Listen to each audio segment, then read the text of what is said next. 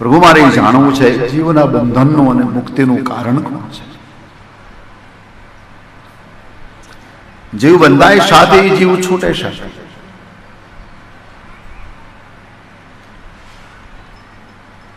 ભગવાન કપિલે કહ્યું છે, માં તારો પ્રશ્ન બહુ સુંદર છે.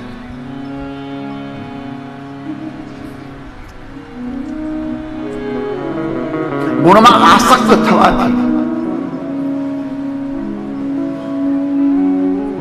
જીવને બંધન આવશે અને ગુણથી છૂટી જવાથી આ મનના બે પ્રવાહ છે. આપણા બધાના મનના બે પ્રવાહ. એક પ્રવાહ છે વિષય, એક પ્રવાહ છે વિષ્ણુ. એક પ્રવાહ છે સાધનો, એક પ્રવાહ છે સાધના. જો વ્યક્તિનું મન સાધના તરફ જાય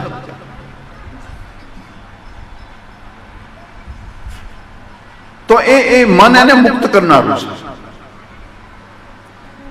અને મન સાધનો તરફ જાય તો એ મન એને બંધનમાં નાખનારું છે.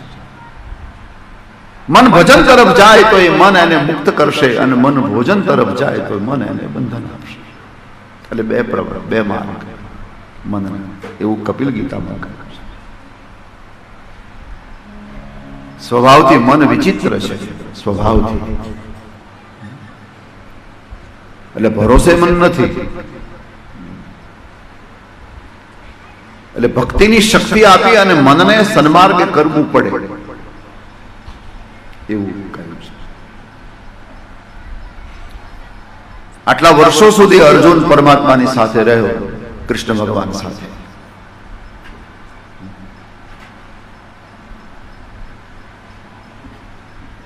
અને ભગવદ્ ગીતાના જ્ઞાનનો જે વ્યક્તિ અધિકારી બન્યો,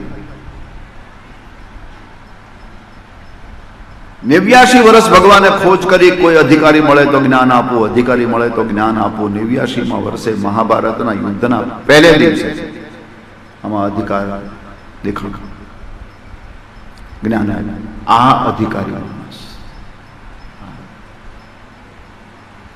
તેના માટે અર્જુન માટે લખવું પડ્યું જે નરનારાયણ રૂપ છે. આપણે ત્યાં નરની વ્યાખ્યા અર્જુન કરવામાં, નારાયણની વ્યાખ્યા કૃષ્ણ કરવામાં આવે છે. શ્રીમદ ભાગવતમાં નરન ચૈવ નરોત્તમ, એક નર છે, એક નરોત્તમ છે.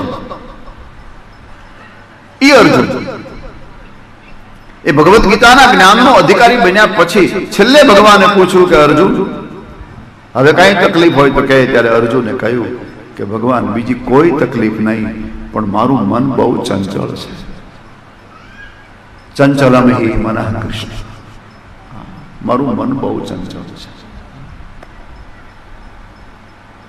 આટલું જ્ઞાન પામ્યા પછી પણ મનને શાંત ન, એટલે મન વિચિત્ર, હું કહેવાય મન વિચિત્ર છે.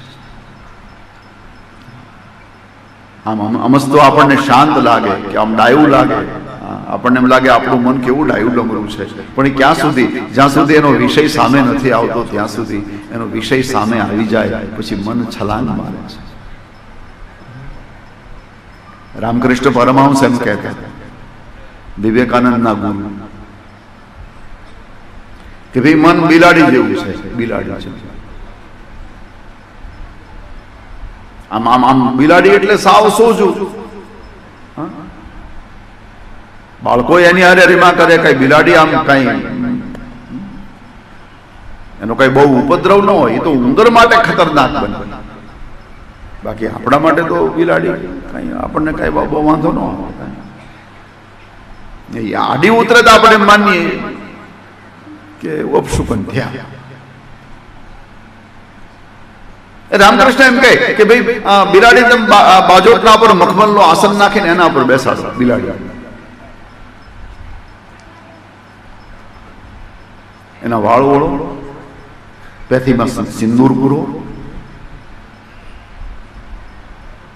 કાનમાં કુંડળ, નાકમાં વાળી, બિલાડી કંકુનું ચાંદલો કરો, ચોખા ચોડો,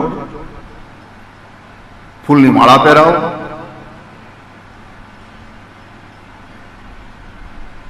ગળામાં મંગળસૂત્ર નાખો અને એની આરતી ઉતારો. બિલાડી એવી ડાયડમરી થઈને બેઠી હોય, આપણને એમ થાય કે ઓહો કેવી ભગતની દીકરી છે. પણ જો ત્યાંથી ઉંદર પસાર થાય, ઉંદર નીકળે, પછી આ સંસારની કોઈ બિલાડી એની મર્યાદામાં ન રહે. અને એ વખતે ખબર ન પડે કે મારી આરતી ઉતારે છે. એ તો બધી મર્યાદા તોડીને ઉંદરને પકડવા માટે દોડે. મન એવું છે, રામકૃષ્ણ પરમહંસ કહે છે કે અમસ્તા આપણને શાંત બેઠેલું લાગે, આમ બહુ જ ડાયું ડમરું લાગે, પણ એનો વિષય સામેથી પસાર થાય, અશ્વા વિષય સામે આવે, એ વખતે મન કૂદે છે.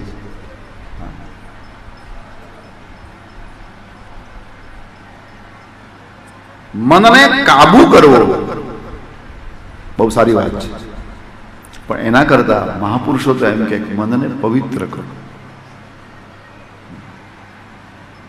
જો મનને કાબુ અને મનનો પવિત્ર, એમાં અંતર શું? તમે બધા કથામાં છો, બરાબર? બધાનું મન કથામાં છે, બરાબર? હવે હમણાં આ ધીરુભાઈ આવીને 10 કિલો મોટા મોટા પેંડાનું બોક્સ અહીંયા મૂકી જાય કે બે ભગવાનને આ ધરાવવાના છે. 10 કિલો પેંડા અને પાછા માવા, અને પછી ખાલી એટલું કહે કે હવે આ પેંડા છે ને 11:30 વાગે બધાને પ્રસાદ તરીકે આપવાના છે. તો કોઈ લેવા દોડશે નહીં, લેવા નહીં દોડે. એ લેવા નહીં દોડે એનું કારણ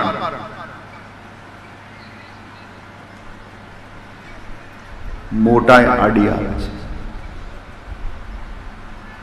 કે હું ઊભો થઈને પેંડા લેવા જઈશ તો આ બધા શું વિચારશે.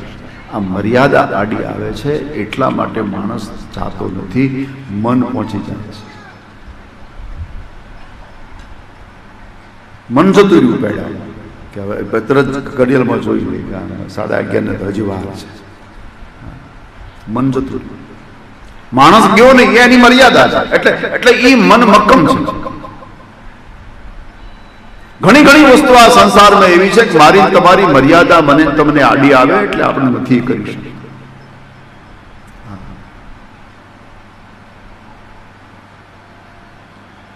સૌએ પોતપોતાની રીતે વિચારી લેવાનું, બાકી મન જતું રહે છે. પણ એ પેડા મૂક્યા છે, સામે પેંડા પડ્યા છે, અને ત્યાં મન ગયું જ નહીં.